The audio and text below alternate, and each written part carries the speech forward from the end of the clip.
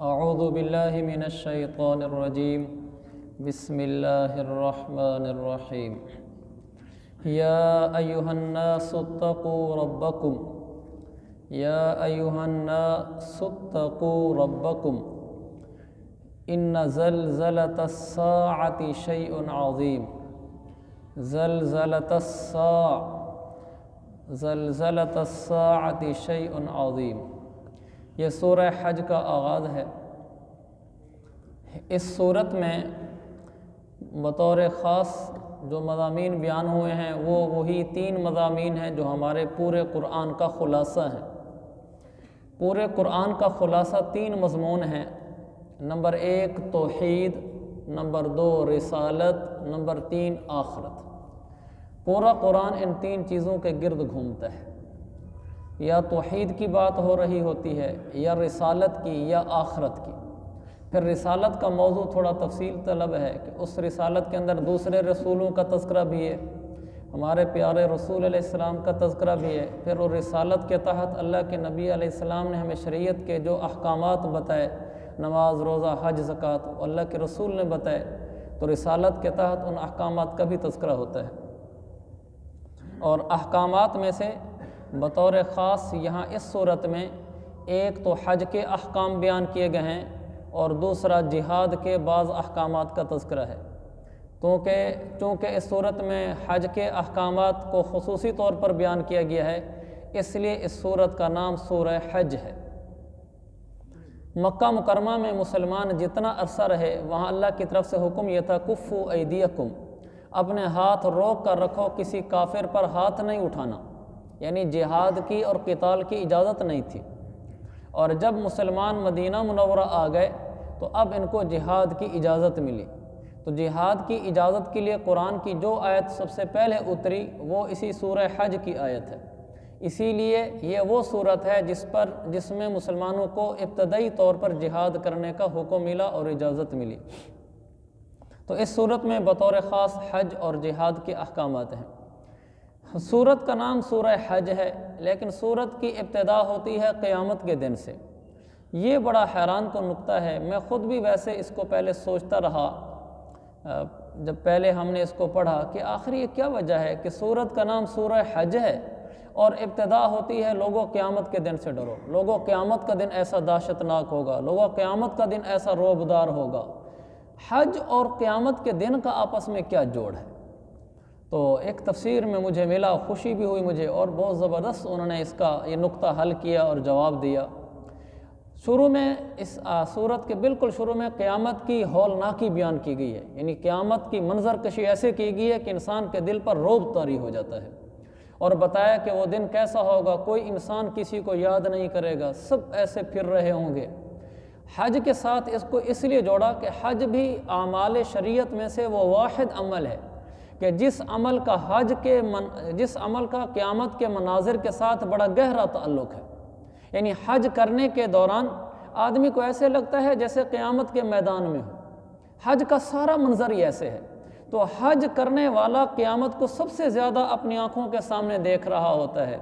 مثلا 2-4 مثالیں میں عرض کرتا ہوں ورنہ یہ مضمون لمبا ہو جائے گا۔ حج پہ جانے والا گویا اللہ اس کو اپنی آنکھوں سے قیامت بلکہ موت، اللہ اس کو اپنی آنکھوں سے مرنا، اس کو اپنی آنکھوں سے کفن پہننا، اس کو اپنی آنکھوں سے قبر میں اترنا، اس کو اپنی آنکھوں سے قیامت والے دن قبروں سے اٹھنا، اس کو اپنی آنکھوں سے قیامت کے دن کی گرمی، یہ سب اللہ حج والے کو دکھلا رہا ہوتا ہے اگر دیکھنے والی آنکھ ہو۔ اور یہ سارے اعمال نماز میں نہیں ہوتے، روزے میں نہیں ہوتے، زکوٰۃ میں نہیں ہوتے، حج میں ہوتے ہیں۔ اب دیکھیں حج کی ابتدا ہوتی ہے کہ آدمی پاسپورٹ بنواتا ہے، اور پاسپورٹ بنوانے کے بعد جب اس کے نام کا ویزا آ جاتا ہے تو وہ گھر سے روانہ ہو جاتا ہے۔ گھر سے روانہ ہوتے وقت وہ اپنی بیوی، بچے، ماں باپ سب کو چھوڑ کے جا رہا ہوتا ہے، اور اس کو نظر آ رہا ہوتا ہے کہ ان کو ایسا چھوڑ کے جا رہا ہوں، دور کا سفر ہے، ہو سکتا ہے واپسی پہ ملاقات بھی نہ ہو، اسی سفر میں ہی فوت ہو جاؤں، کیونکہ سفر پردیس کا ہے، پھر دور کا ہے۔ تو یہ مرتے وقت بھی یہی ہوتا ہے کہ انسان جب مر رہا ہوتا ہے تو بیوی، بچے، بہن بھائی سب چھوڑ کے جا رہا ہوتا ہے۔ تو یہاں بھی انسان حج کے لیے گھر سے نکلتے وقت سب کو چھوڑ کے جا رہا ہوتا ہے۔ پھر یہ پہنچ جاتا ہے ایئرپورٹ پر، تو اپنے ملک سے روانہ ہونے سے پہلے یعنی دوسرے ملک میں اترنے سے پہلے یہ کفن پہن لیتا ہے، یہاں 2 چادریں پہن لیتا ہے، سارے کپڑے اتار لیتا ہے اور بالکل کفن کی طرح 2 چادریں احرام کی پہنتا ہے اور چادریں پہن کر اپنے ملک سے جہاز پر بیٹھ جاتا ہے اور اس زمانے میں سواری پر بیٹھ جاتا ہے، گویا کہ کفن پہن لیا ہے، اب اس نے قبر میں اترنا ہے۔ کفن پہن لیتا ہے اور پھر جب جہاز جا کر اترتا ہے جدہ میں، پرانے زمانے میں سواریاں جا کر اترتی تھیں، تو آگے جس ملک میں جاتا ہے تو وہ بالکل پردیس ہوتا ہے، یعنی کبھی اس ملک میں انسان جائے تو خود محسوس کرتا ہے کہ میں پردیس میں آ گیا ہوں، لا شعور میں محسوس ہوتا ہے، بھلا وہ کئی دفعہ کیوں نہ جا چکا ہو، ہر دفعہ جدہ ایئرپورٹ پہ اترتے ہوئے اترنے والے کو یہی محسوس ہوتا ہے میں پردیس میں آ گیا ہوں، پردیس میں آ گیا ہوں۔ جیسے انسان قبر میں اترتا ہے 2 چادروں میں ہوتا ہے اور پردیس میں ہوتا ہے، قبر کو وہ اپنا گھر نہیں سمجھتا ہوتا، اندیکھا گھر ہوتا ہے، یعنی اوپری جگہ ہوتی ہے قبر، ایسے ہی دوسرے ملک میں اترنا بھی ایک اوپری جگہ میں اترنا ہے۔ پھر جب انسان قیامت کے دن اٹھے گا تو اس کا نامہ اعمال اس کو ملے گا، پھر وہ پریشان ہوتا ہے نامہ اعمال کے وقت، پتہ نہیں دائیں ہاتھ میں ملتا ہے یا بائیں ہاتھ میں ملتا ہے،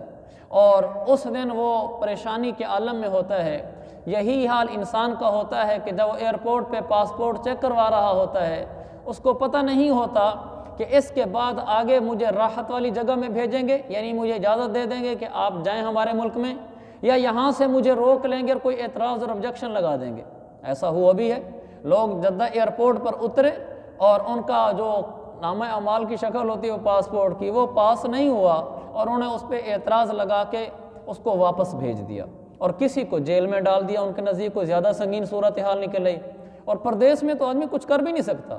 اپنے ملک کی جیل بھی اچھی لگتی ہے کہ اپنا دیس ہے، اپنے بھائی ہیں، رشتہ دار ہیں، پرائے ملک کی جیل بھی خطرناک ہوتی ہے، وہاں نہ کوئی واقف نہ کچھ، نہ کسی سے کوئی بات کر سکتا ہے۔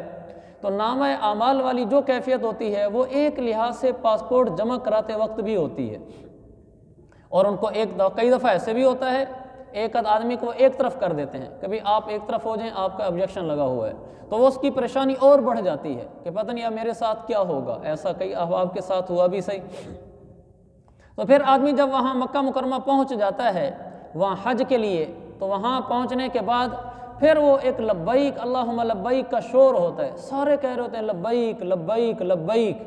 اے اللہ حج قبول کر قبول کر۔ قیامت والے دن بھی ہر انسان اونچا اونچا پکار رہا ہوگا کہ اے اللہ مجھے بخش دے، مجھے بخش دے، میرے اعمال قبول کر، میرے اعمال قبول کر۔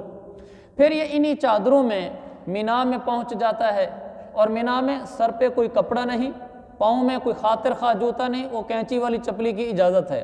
سلا ہوا کپڑا نہیں پہن سکتا، سب نے یہی پہنا ہوتا ہے۔ پھر عرفات کے میدان میں پہنچتے ہیں، عرفات کے میدان میں تو کوئی رہائش بھی نہیں، بلڈنگ بھی نہیں، مینا میں تو پھر بھی کوئی نہ کوئی شکل بن جاتی ہے، وہاں تو بالکل سادے سے خیمے، عرفات میں خیمے بھی اب لگے ہیں، اور اس سے پہلے تو لوگ تازہ اپنی چادریں اوپر لٹکا لیتے تھے۔ تو وہاں عرفات کے کھلے میدان میں امیر، غریب، بادشاہ، ملازم، فقیر، افسر، نوکر سب ایک جیسے ہوتے ہیں، کوئی فرق نہیں محسوس ہوتا،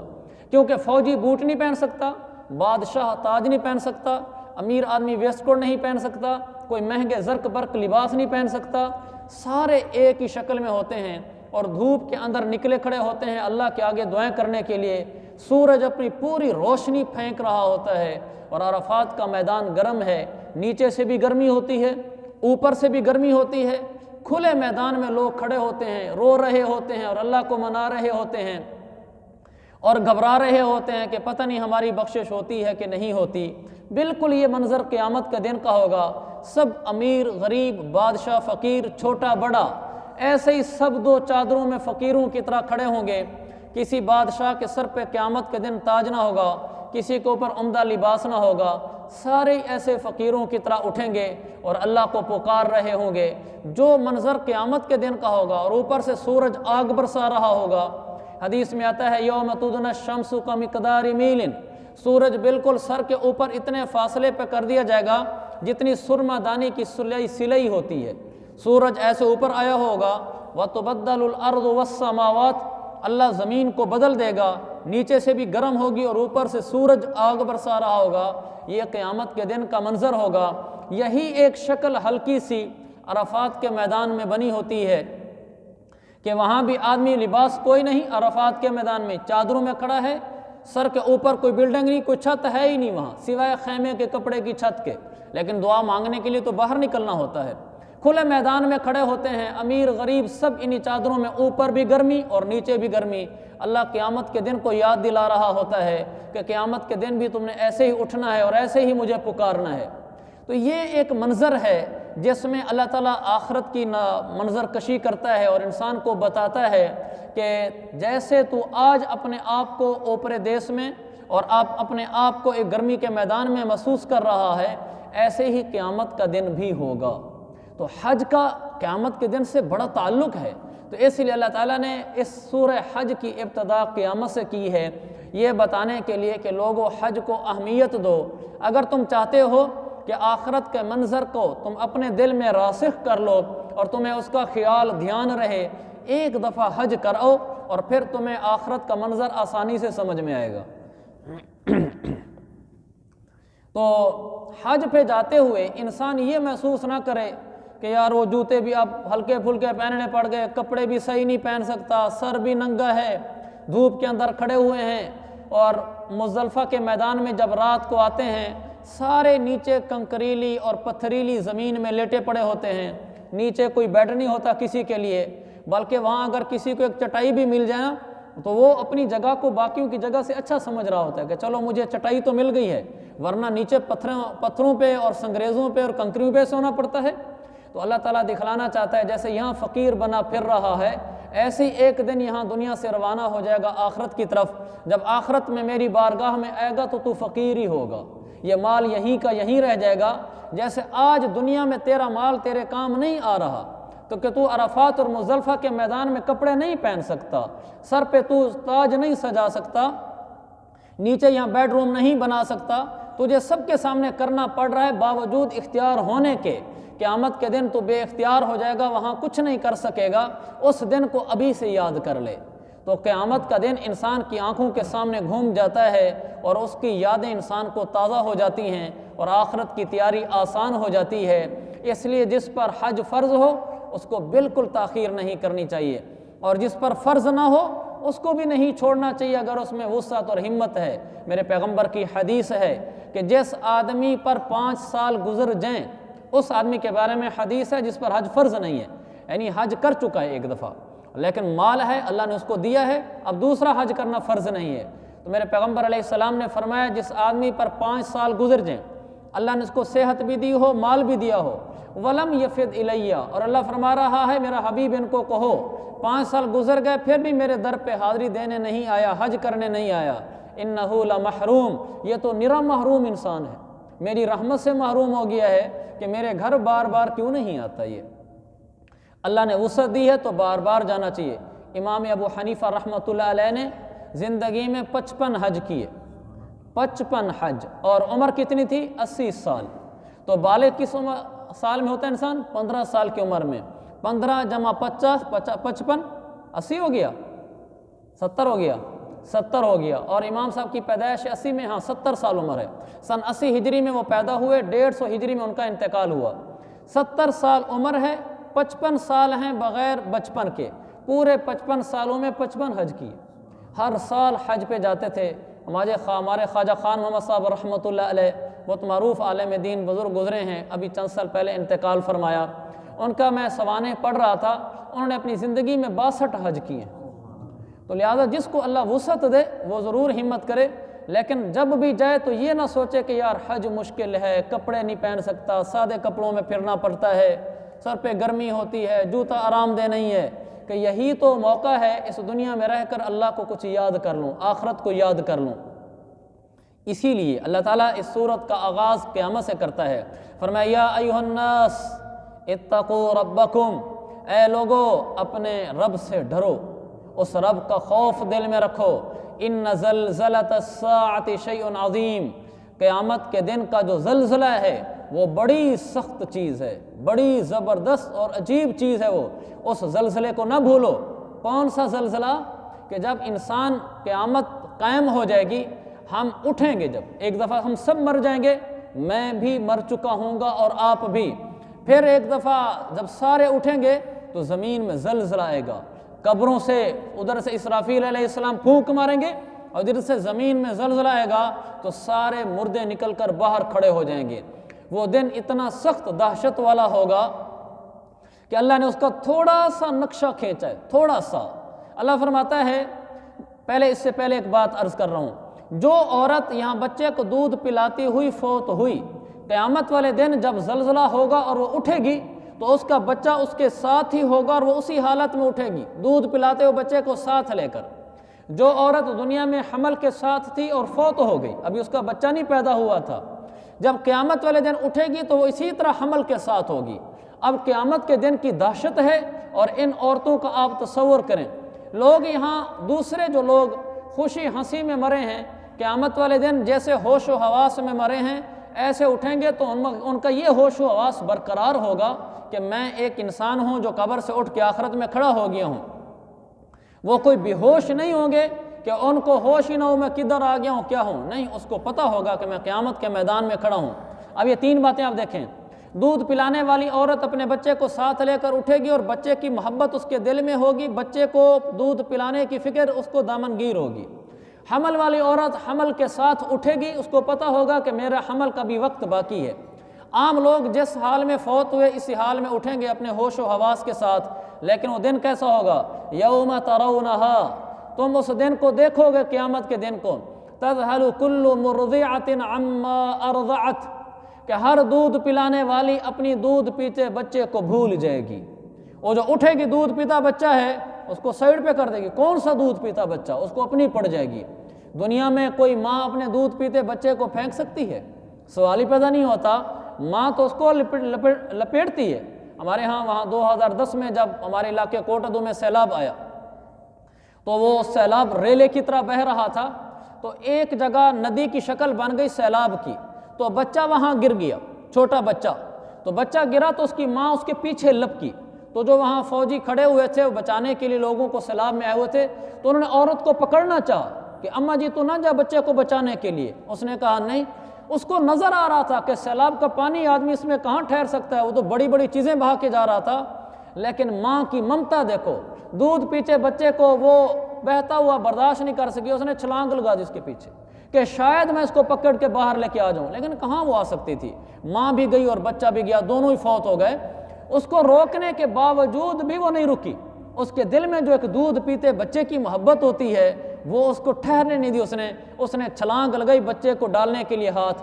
لیکن بہہ گئی۔ تو عورت کے دل میں دودھ پیتے بچے کے ساتھ اس قدر تعلق ہوتا ہے، لیکن میرا رب فرماتا ہے تذہل کل مرضعۃ عما ارضعت، ہر دودھ پلانے والی اپنے دودھ پیتے بچے کو پھینک دے گی، اس کو قیامت کی دہشت جو لگے گی کہ کون سا بچہ۔ وَتَضَعُ كُلُّ ذَاتِ حَمْلٍ حَمْلَهَا، ہر حاملہ عورت قیامت کے دن کی دہشت کو دیکھ کر بچہ ساقط کر دے گی، بچہ ضائع ہو جائے گا۔ جیسے آج بعض عورتوں کا بچہ بیماری کی وجہ سے وقت سے پہلے ہی ساقط ہو جاتا ہے، ضائع ہو جاتا ہے، قیامت کے دن کی دہشت کو دیکھ کر حمل ضائع کر دے گی۔ اتنی زیادہ اس دن کی دہشت ہوگی، صرف دہشت کو دیکھ کر حمل ضائع ہو جائے گا۔ تیسرا اللہ فرماتا ہے وَتَرَى النَّاسَ سُكَارَىٰ وَمَا هُمْ بِسُكَارَىٰ وَلَكِنَّ عَذَابَ اللَّهِ شَدِيدٌ، اور تم دیکھو گے اپنی آنکھوں سے اے لوگو، یہ اللہ مجھے بھی کہہ رہا ہے آپ کو بھی کہہ رہا ہے کہ تم اپنی آنکھوں سے قیامت والے دن لوگوں کو دیکھو گے سکارا، سب نشے میں ہوں گے، جیسے نشے میں انسان نیم ہوش میں ہوتا ہے اور نیم ہوش نہیں ہوتا، ایسے ہی اس دن ہوش و حواس والا انسان ایسی دہشت میں کھڑا ہوگا جیسے ہوش و حواس گم ہو گئے ہوں، یعنی نشے میں ہو اس کو کوئی ہوش نہ ہو۔ اللہ فرما رہے وما ہم بسکارا، لیکن حقیقت یہ ہے کہ وہ نشے میں نہیں ہوں گے، یہ نہیں ہے کہ نشے میں ہیں اور اسی لیے ان کو کوئی سمجھ نہیں آ رہی، وہ ہوش و حواس والے لوگ ہوں گے، کوئی نشے والی چیز انہوں نے نہیں پی ہوگی، بغیر نشے والی چیز پیے کے، نشے والی چیز پینے سے انسان کے ہوش و حواس ختم ہو جاتے ہیں، وہاں نشے والی چیز پیے بغیر محض قیامت کے دن کی دہشت کی وجہ سے ان کے ہوش اڑ جائیں گے۔ اللہ فرما رہے ہیں نشہ نہیں ہوگا، وَلَكِنَّ عَذَابَ اللَّهِ شَدِيدٌ، لیکن اللہ کا عذاب بڑی سخت چیز ہے، یہ اس عذاب اور اس قیامت کے دن کی پکڑ اور اس قیامت کے دن کی دہشت کا یہ عالم ہوگا دلوں پر کہ وہ نیم ہوش میں ہوں گے، پورا ہوش بھی نہیں ہوگا کہ آج کیا ہوگا ہمارے ساتھ۔ تو میرے عزیزو، اللہ تعالیٰ ہمیں یہ اس لیے بتاتا ہے تاکہ ہم اس دن کی تیاری کریں۔ آج دنیا میں ہم عیش و عشرت میں ہیں، ہمیں کوئی دہشت نہیں، کوئی خوف نہیں، کوئی ڈر نہیں۔ آج کوئی ماں دودھ پیتے بچے کو نہیں پھینکتی، آج کوئی عورت بیٹھے بیٹھے بلا وجہ بچہ نہیں ساکت کر دیتی، آج کوئی آدمی بغیر نشہ پیے بے ہوش نہیں ہو جاتا۔ یہی انسان کل بے ہوش ہو رہا ہوگا اس دن کی سختی کو دیکھ کر۔ لہٰذا ضرورت ہے کہ ہم اس دن کے لیے تیاری کر لیں تاکہ ہم ان لوگوں میں نہ آئیں جو قیامت کی دہشت سے متاثر ہوں گے۔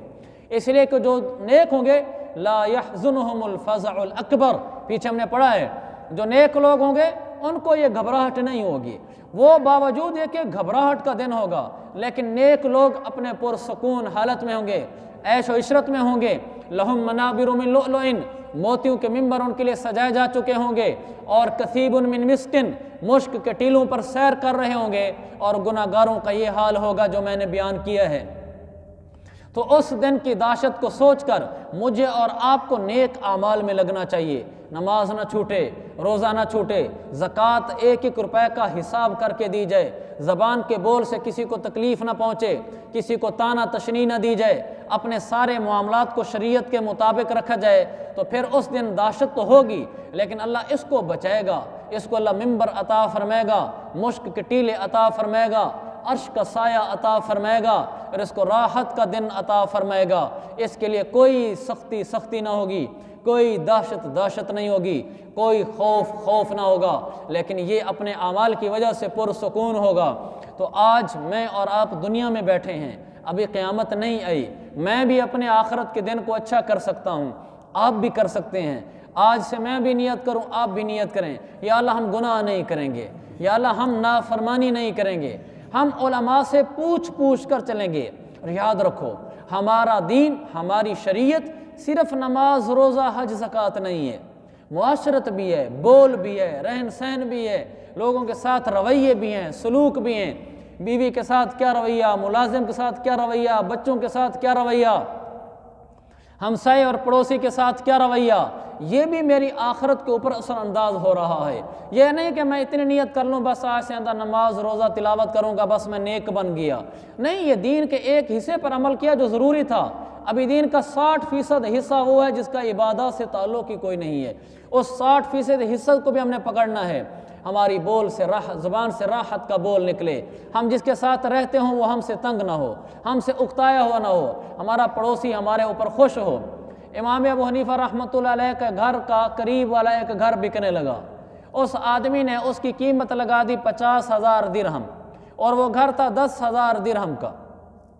جب گھر بیچنے لگا 50,000 درہم کا تو ایک آدمی نے شفا کر دیا، کہنے لگا کہ یہ مکان تو میں لینا چاہتا ہوں، تم نے دوسرے کو کیوں بیچا ہے؟ اس نے کہا قاضی کے پاس جاؤ، شفا ثابت کر دو، جتنے پیسوں کا اس کو بیچ رہا ہوں گا تمہیں بیچ دوں گا۔